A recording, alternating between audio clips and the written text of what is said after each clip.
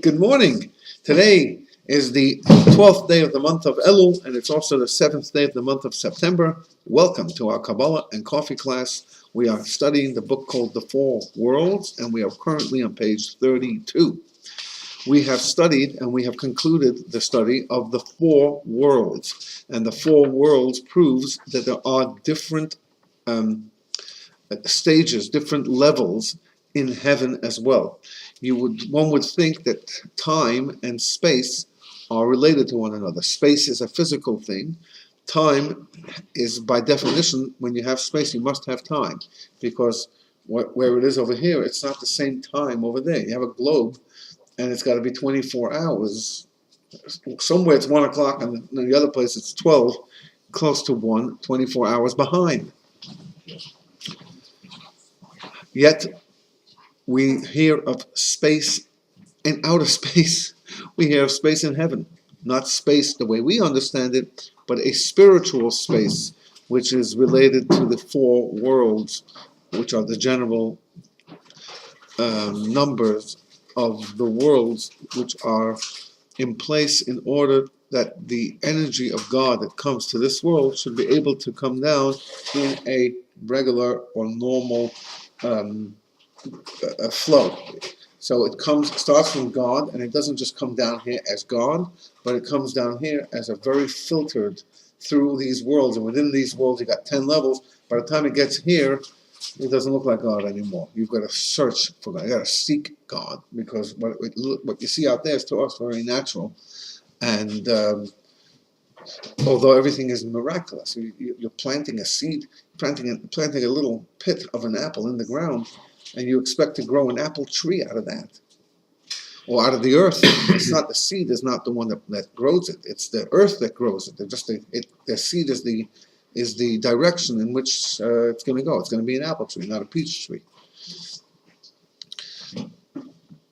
That's miraculous. If it would only happen once when the cicadas come out once in 17 years, everybody goes crazy, because these are unbelievable. Go crazy for a few minutes, and then you get crazy from the screams and from the noises and from the left behind carcasses. But it's a miracle. It's all a miracle, except we don't appreciate it that way, because that's just nature. That's just the way things happen. So to us, the sun coming up, the sun going down, totally expected. And everything's really a miracle. And every once in a while, we get a reminder. Car doesn't start, the computer shuts down, your life the way you know it just doesn't work out. Yet, you can't see and perceive God unless you really think about it. And when you do think about it, and when you go out to nature and you do think and you do contemplate and you do meditate, you will realize that this is all the working of God. And then you should come to the realization, as it says in the book of Psalms, chapter 104, Morabu ma'asecha Hashem. How amazing are your works, God. How unbelievable it is, how everything fits together and works together. And because they have these National Geographics and nature channels and all that, one can see how everything really works into one another. And you go into a dry and arid desert, and you have life going on over there. You go to deepest parts of the ocean where the pressure is so heavy, and you got these strange-looking creatures. To us, they look strange, and they're thriving, and they're eating, and they are reproducing, and I mean, this whole world. And then each one you realize is connected to the rest of the world. The whole ecosystem has to work together. It's all a brilliant combination of unbelievable pieces that work together. And that's just nature. That's just this world. So we don't see God. We see natural stuff. We see what we think is nature. And when something defies nature, we say, whoa, that's a miracle. When it's an unexpected thing, we say, wow, it's just a miracle from God.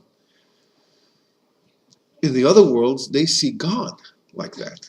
They see godliness, and they react, as we say in the davening every day, and as was mentioned here, the angels in different levels, on different worlds, react differently. Some spin, some jump, some burn, some do other things, because of the incredible revelation of godliness. Okay? So we're holding now page 32, right in the middle of the page, perceiving the divine.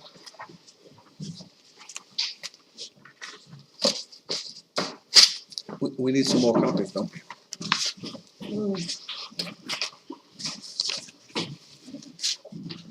Oh, here we go.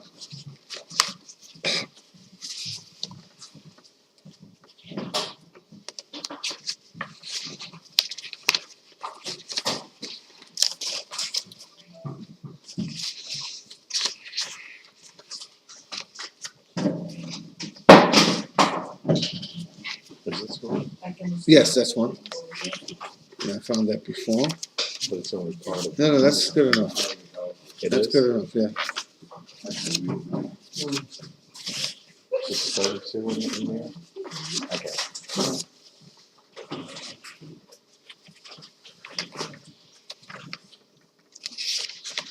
Okay, here we go. Here's another one.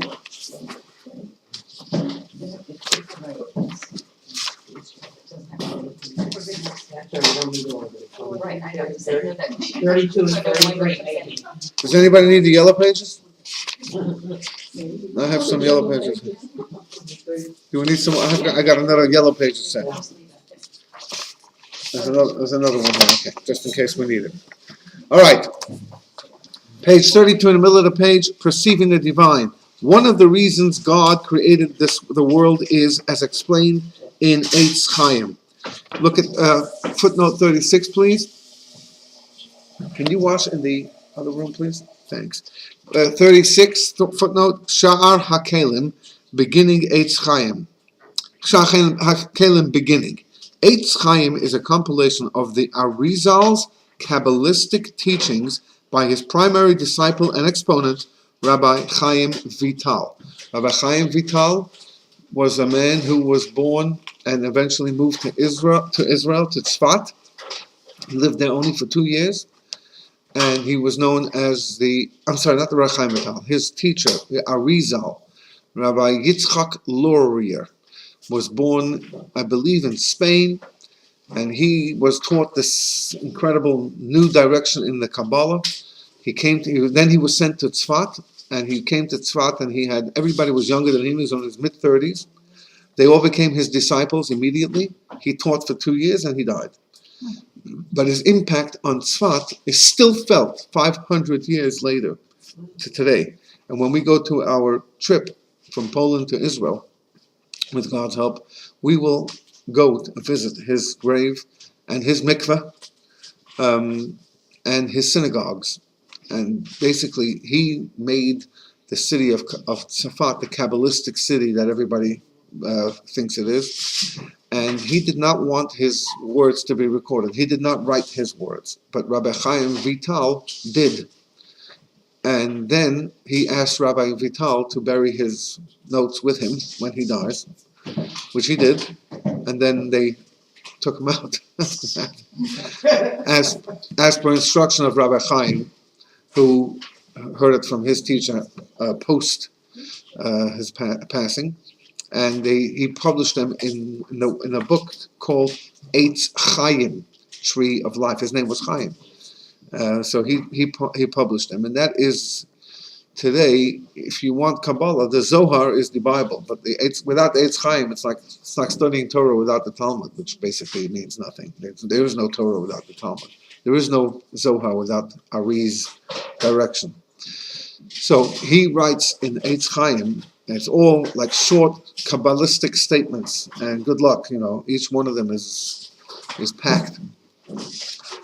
So the Rabbi Chaim writes that what he heard from his teacher, back to the text, second line, so that the creatures or creations would recognize his greatness. That means that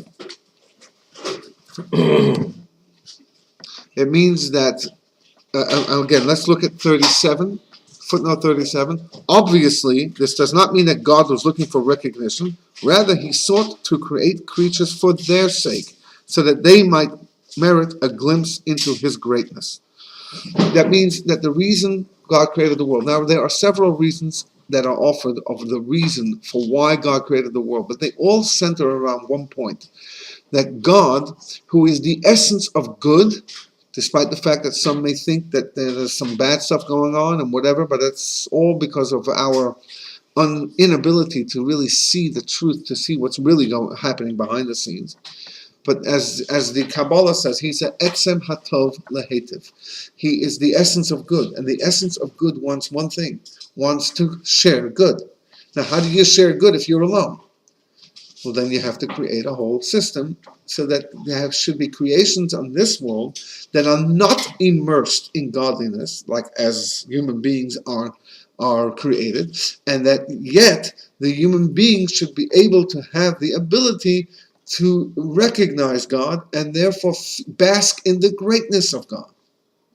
Once you understand God, once you get to know God, then you're able to look at things very differently. Your whole life runs differently. It's hard to imagine that. But when a person is immersed and engaged, and the only way to do that is to study Torah and fulfill the commandments. There's no other way of doing that. If a person says, I enjoy honoring your father and your mother, because I enjoy getting that honor, and I enjoy listening to the shofar on Rosh Hashanah, which is a mitzvah, and I enjoy eating matzah on Passover, which is, again, another mitzvah.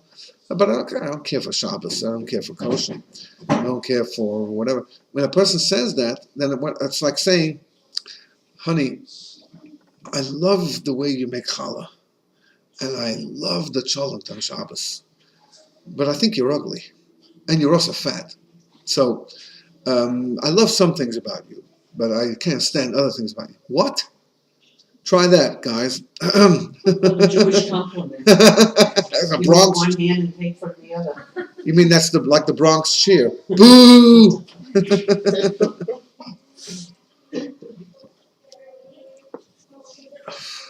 So, when a person says, "I'm not ready for Shabbos yet," okay, I work on the relationship. I'm not ready for kosher.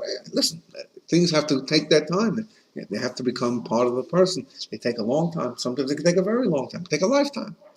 Well, when a person says, "I don't care for this. I don't like this one, or this one doesn't make sense to me, therefore I won't," that doesn't work in a relationship. Now, when a relationship is going well, things are good. Just remember when things were going good, and when things were going good, everything was just beautiful. When you first met that guy, or when you first met that girl, oh wow! Remember those first few weeks? Isn't that beautiful? Wasn't that bliss? Like everything was just perfect. The whole world was perfect. Nothing can go bad. Nothing can go wrong. On top of the world. Well, that's what relationships are like. And so God wants that we should have that opportunity to forge a relationship with Him, and then that would be a beautiful life, a life of bliss, a life of goodness, because God is the essence of goodness. For the first 2 weeks. We do have our moments, and sometimes we're not godly, and therefore it's like that. But the righteous people are consistent there. There's no days and there's no nights. It's all consistent, and that's why we look up to them, because then we get inspired by them, and we want to do that way. I'm reading a book. I'm on page 600 and something, and I got 300 pages more to go, about a great chassid who I knew. I knew of him. I met him a couple of times or whatever. And he was a chassid that came out of Russia in 1940 something. He established a yeshiva in 1948 in a place called Brno, about 50 minutes outside of Paris. And that's still standing till this day. And the Rebbe did not favor for him to come to the United States to move. Said, you stay there and you build it up over there, and it's still there. And he was also very involved with the community. Everybody looked up to him. This man was a righteous man, which is hard to find. I mean, truly an unbelievable person. A man who prayed every day for 4 hours and spent 4 hours preparing for his. He would get up at 4 o'clock in the morning and say the whole book of Psalms, and then he would just sit and study for 2-3 hours. Then he would pray till 2 or 3 in the afternoon. I mean, he's a person who spent his entire day immersed in godliness. And then when he went to the yeshiva, he was involved in studying and teaching, and that was his life. And his communication with the Rebbe is that, well, how do I pray when I'm this, and how do I do that? I mean, he's asking for this kind of thing. There's no There's no communication with, where do I get more money? None of that. So he has a nephew that today is a Chabad rabbi in Coral Springs in Florida, and this nephew grew up in Montreal. That's where his family is still.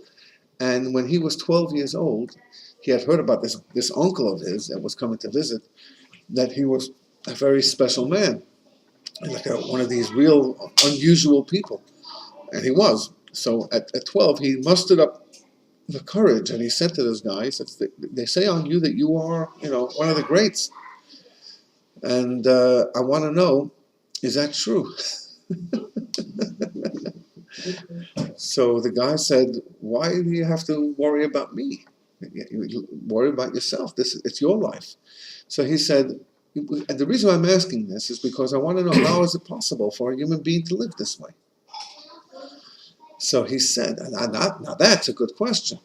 So he said, and I read this in the book, and I asked the nephew a few weeks ago when I was in Florida, I asked him if it's true. He said, 100%. Whatever's written in that book is the way it happened. So he said, let me ask you something.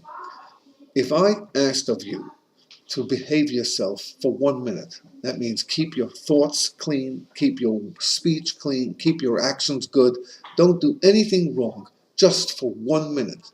Do you think that you could follow that instruction? He says, 1 minute? Sure. He said, every minute of life is another minute. And you have to remind yourself, it's a reminder, the reminders are the tough part, but it's just another minute, and another minute, and another minute, and another minute. And if you falter, it's just a minute. You move on to the next minute. And you keep your life focused that way. Every minute is another minute, is another way. That way you can live your life. Just keep on going. It's a smart thing to say, and you're 12 years old, and it's a brilliant lesson in life, not just in serving God, but also in every single relationship and everything. Just a Now minute. wait just a minute. Until you do something wrong, or say something wrong, or think something bad. I think we need to blow the shofar again. It's like the famous joke, very famous Jewish joke. It says in Psalms that 1,000 years in your eyes, God, is like 1 day. So a guy prayed to God and he said, God, if 1,000 years is 1 day, then 120 years is 60 seconds in your eyes. So can you give me $1 million just for 1 minute, for 60 seconds? So God said, sure, just hold on a second. Hold on a minute. Yeah. Wait a minute. Anyway, so a person like that, and this man had suffered through lots of trouble. He lost a son, and he lost a daughter-in-law, and the orphans were on his head, and he was basically ran out of Russia when there was a little window. The communists, what's his name, Stalin, may his name be blotted out, murdered so many millions of people, and more people than Hitler did. And he was after the Jews, and this was like, it was an obsession. The guy was cracked. The guy was whacked out of his mind. And he was prone to who knows what. And after the Holocaust, a lot of people who ran into Russia, escaped into Russia from Poland and from Romania and from these other places. They were stuck in Uzbekistan and in Siberia, and they saved their lives. They were given the permission to, if you were Polish citizen, or of a different country, you were allowed to leave. So the Hasidim, some of them are still alive today, went and forged thousands of Polish documents. They got names and they got this, and it was a major operation. And thousands of people left Russia. Thousands. The Rebbe's mother was able to escape with this system. The whole big group of Russian Hasidim, of Chabad Hasidim, and even others who were not Chabad, were able to escape on train loads that Russia had given a few months. There was just a few month window there. And the last one, the Russians knew about all this anyway, but the last one they stopped. And then they took those people who were on there, and they took them away, took them back. One of those lived in London. I remember he came out in 1971 when there was another little window there. And I remember when he came to London, and he just passed away this week at the age of 83. So I grew up around these people. And some of them were sent out to Siberia for 8-10 years. This guy that had just passed away. This guy, he taught me for a few weeks after, Rabbi Katzenellenbogen. His name was Raskin. Short name. Yeah, but he figured that it was too short, so it was Katzenellenbogen. No, he changed his name, whatever. But he related that in prison, he was roundabout after. His guy is a brilliant guy, so he had the calendar in his head, so he knew exactly when Pesach would be, and so right after Hanukkah, he would begin.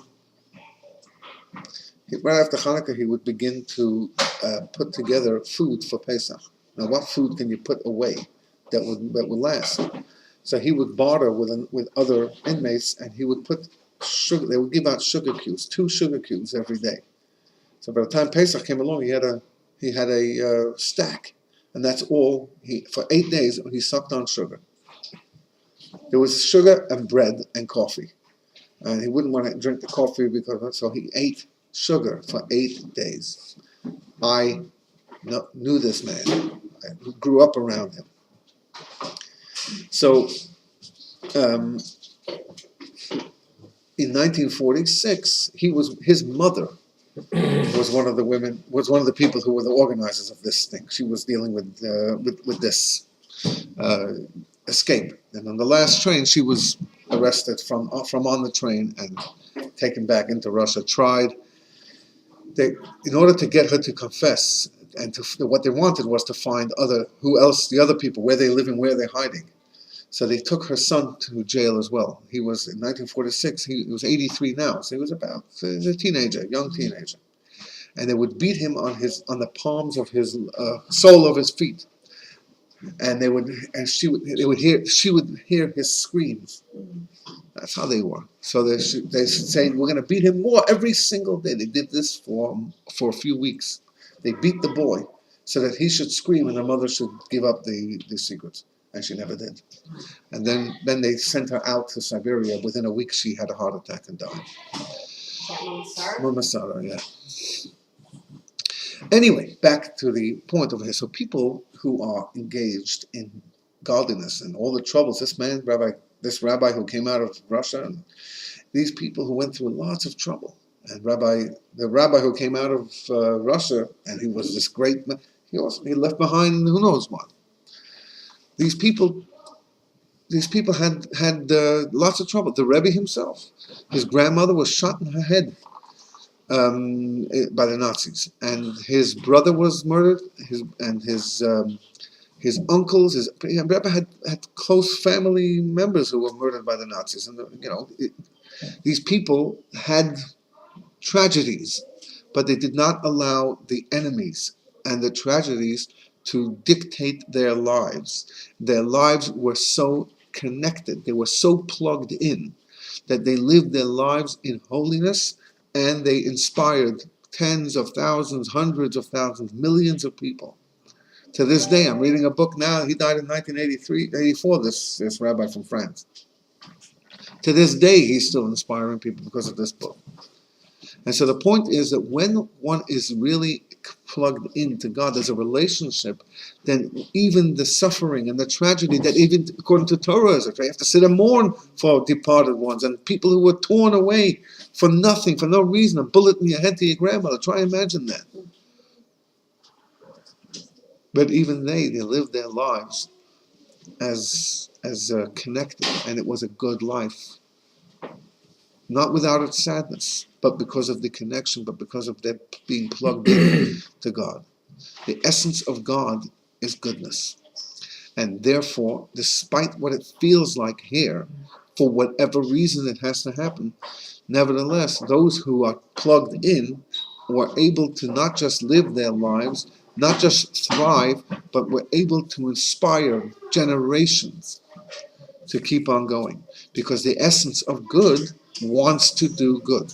So when God is alone, Hashem Echad, God is one, the only one, before creating anything, then the goodness of God doesn't have the opportunity to be forwarded. You cannot be good on your own. Who are you going to be good to? Goodness has to give. And so at some point God creates the world, says the Ari, so that creatures would recognize his greatness. Not recognize, it's a bad it's a literal translation, but the spirit of the words means that they should get to know and have a relationship with God, so that they will have a more enhanced life. It won't just be a life of existing, but it will be a life of living. And then life and being alive means that they will have a connection to God, and that living endures on and on. Life can't die. It's life. It's alive. So that's what the Ari is saying, that he's the essence of good, and therefore he wants others. You got to give to others if you're good. Except that he chose to do it in a way that is he's got plenty of angels who do good. They do good as all day long. But the real purpose of creation is that those who are not infused with godliness like angels are, constantly. But people who do have challenges and who do have tests and who do have tribulations and who have to contend with darkness and with sadness and with worldliness and physicality and reality, that they should be able to somehow break through and be connected to God. That's the ultimate nachas.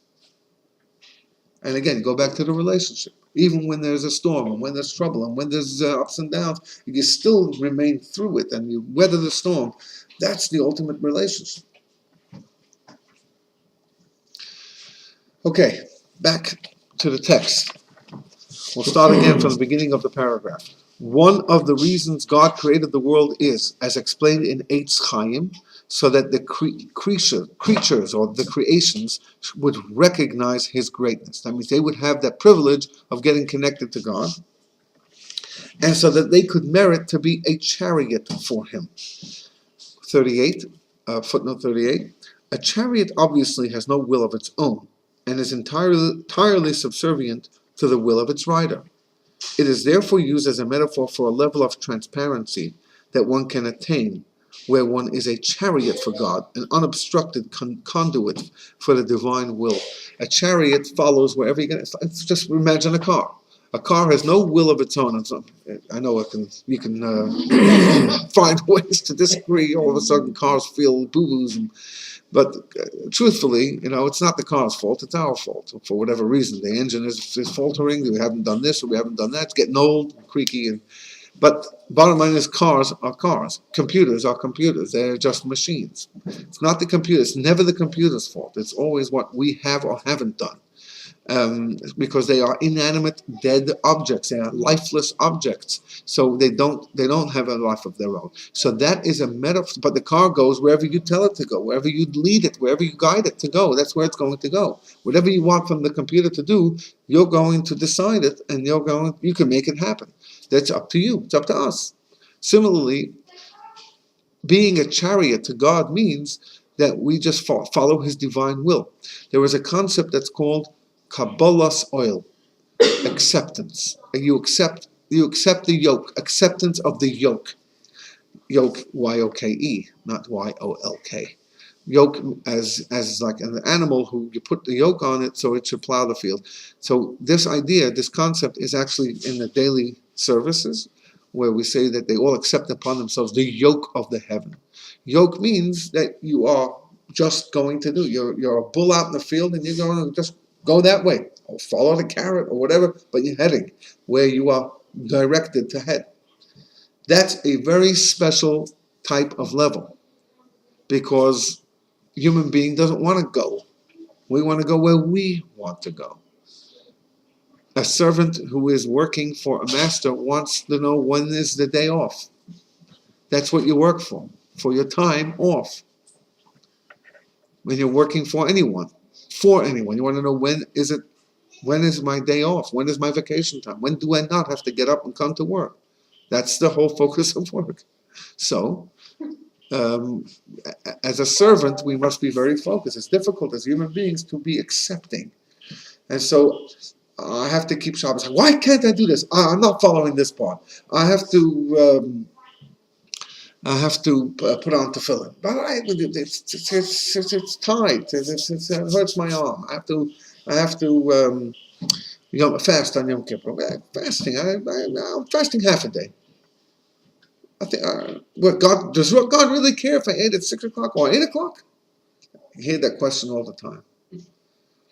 Will lightning strike me if I? It's not about lightning. It's about a relationship. And even that which we can rationalize as maybe we should do, acceptance of the yoke means we do it anyway because God said so. That's a level. That's already something. That's much more than just simply doing it because it feels good or it tastes good or I just have to because of my family, my peer pressure. This is doing it because you have to. Nobody's looking, nobody's watching. It's doing it because you have the awe of God. You feel God around you and you want to have that relationship.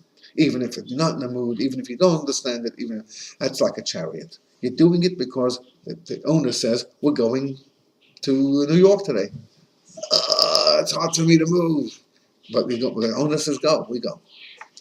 That's the chariot level. The chariot level means you're subservient. You're in, regardless.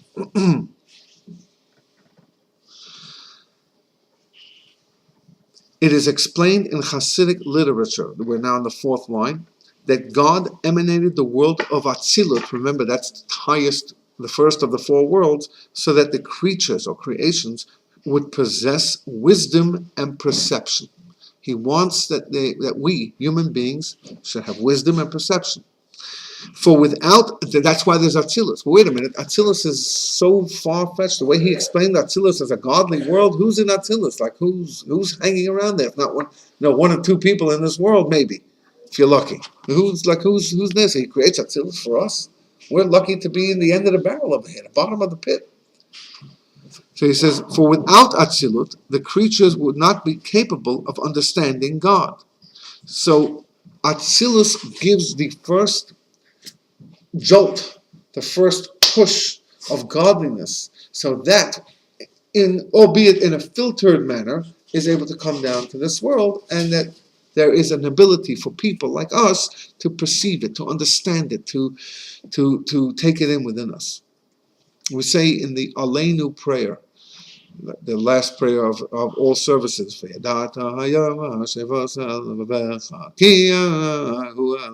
the end of the first paragraph, and that's taken from the second portion of the book of Deuteronomy, which was just 4 weeks ago, and it says over there, you should know today, Moses is saying, and take it to your heart, that God is the God, from heavens above and from the earth all down the lowest part of the world, no further.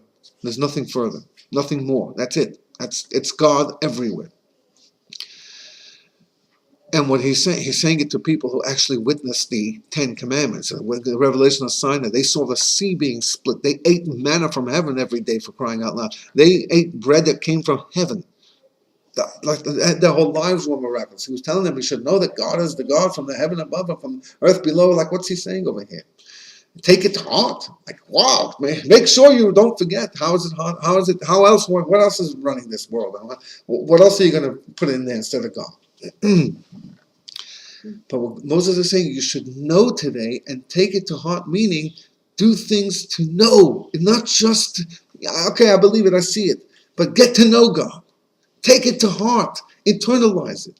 He's giving you the opportunity to get to know him.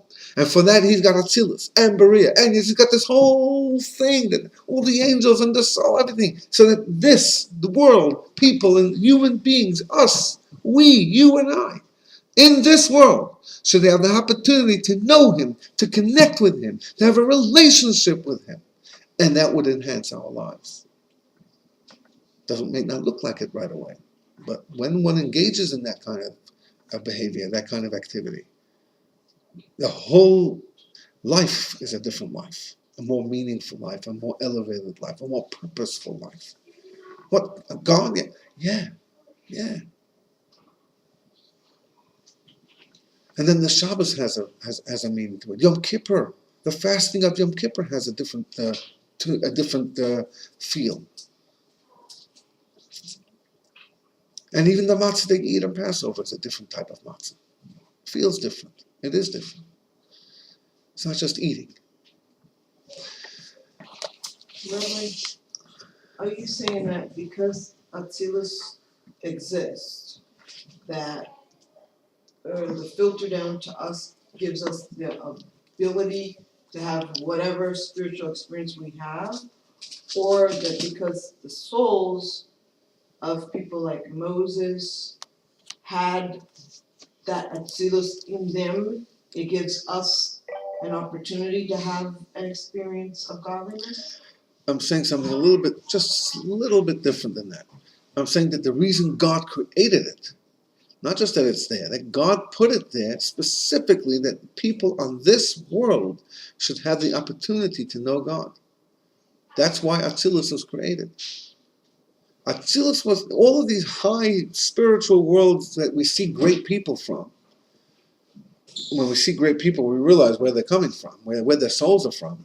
All of that is so that this people in this world is the most common person on this world, whose soul doesn't get anywhere close to Atzilus, that they should also have an opportunity to know God, to recognize God, to understand, to appreciate, to have a relationship with, not just with God, but with the deeper elements of God. Anybody can have a relationship with God. Just make a blessing and then take a glass of water. That's already something. But we're talking about in mind, in perception, understanding, in logic even. Without that Atzilus, we wouldn't have that godliness trickling down to this world. We wouldn't have that ability. That the way it's created in this type of form, is that it should trickle down to this world, and then we should be able to get a hold of it. If the Atzilus wasn't there, then this world wouldn't look this way. It wouldn't have that ability. By emanating the world of Atzilut, God implanted within the nature of the creatures, people, in other words, the ability to apprehend divinity. That's a very, very strong statement. And then look at 39 on the right-hand side. In other words, it is not a given that a created being, human or otherwise, that means even angels, should be able to apprehend divinity. Divinity is inherently beyond the ken of created beings. Divinity works in a different world. We can't understand everything of divinity as much as we can understand about divinity. We can't understand what it means there's no beginning and no end. That doesn't work in our comprehension. We can't understand how he can keep account of every single blade of grass around the world. Like, how's that possible? It doesn't make any sense. It's beyond computers. Like, every blade of grass in my backyard would be a chore and a task, a lifetime. To count how many, just to find out how many blades of grass there are out there. So we can't understand. So it should be beyond the ken of our created beings. And it is only the creation of the world of Atzilut that allows them, meaning us, the created beings, to have any conception of him. In other words, it is only because God implanted this ability into their nature, the nature of created beings, that they have this capacity. So he created everything in a certain order, spiritual at first, then coming to the physical, and in that order he has projected godliness in a way that even our intelligence, which really shouldn't be able to, has the ability to conceptualize, to comprehend, to logically understand God and be connected and related to God. That's what Moses is saying. Know it. You saw it. Now get to know him. Getting to know God is a lifetime. Because however far we can get, there's no end. It's endless. And then it's going to get to a point where it's beyond. It's not, the human capability is limited.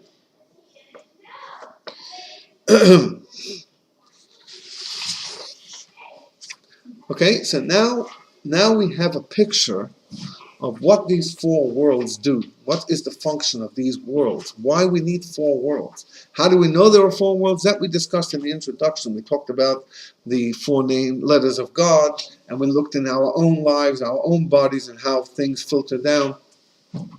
And so it's similar in the world of God. So we know now that this a chain reaction of worlds is there so that God should be able to come through all of this, and it gets to the end of it, it's quite filtered and toned down, but yet it's there, it's out there, and even Moses says in the Torah, go get to know him now.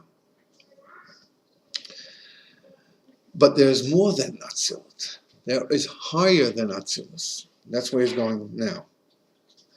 Now, although the world of Atzilut is like a revelation of the concealed, that means when we discussed Atzilut, we discussed that this is revealing something that is hidden. What is hidden? Godliness, and Atzilut sort of reveals that, so it's part of God.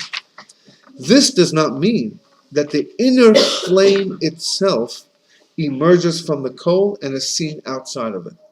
He's using a metaphor of coal. A coal, let's just take barbecue coals. We're having a barbecue in 2 weeks from today. Barbecue coals. So a barbecue coal is, you take lighter fluid, let's say, or if they don't have it on them, you squirt some lighter fluid, you light the fire and let it sit for 10 minutes. And suddenly the coal is beginning to burn. And it burns for 10, 15 minutes, or those who remember coal in the furnace in the house. So the coals burn, and then they just remain hot. You don't see flames anymore. It's above flame. Flame is just the first stage, but it's so hot that the flames are not even produced anymore. It is inherently hot, boiling, burning hot, but you don't see it in there. So what do? You take what do they call the bellows, right? That's to get the flame coming. I got to blow on the coals to produce the fire that's essentially inside. That's the metaphor he's using here. This does not mean that the inner flame itself emerges from the coal and is seen outside it. There's an inner part. There's an inner, deeper burning level that you don't see. That's really the essence of the coal, not the flame, but the heat of the coal, which is what you do your barbecue when it's hot. But the fire will just burn the meat, but the heat will cook the meat or roast the meat. For the inner flame remains inside the coal as before. It serves merely as a source for the flame that emerges outside the coal. So Atzilus is a revelation of godliness. We just said revealing the concealed. But what's left in the concealed? What's in the concealed? There's a deeper heat inside. It's like a coal, deeper heat. So Atzilus is just the beginning process of revelation. But behind that, there's deeper issues hidden there, or stuck in there, or fueling the inner part of it. The equivalent to this among the Sfirot, the inner flame can be compared to the 10 Sfirot that are hidden in their emanator. Let's look at number 40. Before the 10 Sfirot are actualized into full-fledged Sfirot, that means that they are, those 10 levels within each world become conduits to draw the divine energy through them. They exist within their emanator, or Ein Sof, the infinite light. Or means light, Ein means no, Sof, end. The light that has no end, the infinite light of God. These Sefirot are there in that level and are totally united with their emanator. They're not revealed, they are hidden, they are inside the coal. In addition, they are not in a state of revelation as the actual Sefirot subsequently are. In Kabbalah, these former Sefirot are called Ese Sefirot Hagnuzot, the hidden 10 Sefirot. Okay, and this is talked about quite deeply in the more deeper elements of Hasidic teachings. It's explained in there, and he's going to give a little glimpse into this. So let's look at that paragraph from the beginning again. The equivalent to this among the Sfirot, the inner flame can be compared to the 10 Sfirot that are hidden in their emanator, while the outer flame can be compared to the 10 Sfirot of Atzilut, because now they are revealed in the world of Atzilut. Now, although the 10 Sfirot of Atzilut emanate from the 10 Sfirot hidden in their emanator, blessed be He, nevertheless, this does not mean that the 10 hidden Sfirot leave their place in the emanator, blessed be He. It's not that they're coming out. Similar to a coal, the coal remains very hot even when you take the bellows and you produce flame. It doesn't. It remains in there. Nothing is changed within the element inside of the coal, and become the 10 Sfirot of Atzilut. Even though they become 10 Sfirot of Atzilut, it's just a source. It's like a flame, but inside is still hot. Rather, the 10 hidden Sfirot remain hidden, and it is from them that the 10 Sfirot of Atzilut, that's where they emanate. So the idea here is that there's stuff that's happening before the revelation of Atzilut, where God is the infinite God, where there is no limitations. But the 10 Sfirot, although that sounds like a limitation because it's a number, yet that those 10 Sfirot remain in the thought rather than being revealed. So above the four worlds, there's all kinds of things going on, and he'll get into it a little bit more as we continue here. And he will compare it to intellect and to speech and within a person, because intellect is the deepest element within us. It's our own personal, not necessarily intellect, but thoughts, our own personal world. And unless we choose to share these thoughts, they will remain ours forever. I bumped into someone the other day and I said, "You look like something is on your head." And then I said, "I'm not a mind reader. I can just see it on your face. But I can see there's something, I don't know what is that. That's the person's own thoughts. Your own thoughts are yours. And only when you choose to share them are they going to be shared. Someone can see there's something cooking inside, maybe, something percolating. But unless you actually enunciate what it is, it stays within us. So that's the deepest and most personal element within every single person, no matter what. And then speech is a whole different. That's revealing something. But thoughts are hidden. So that's before the revelation of the worlds of the four worlds that come after this. And for further revelation, we'll see you next week.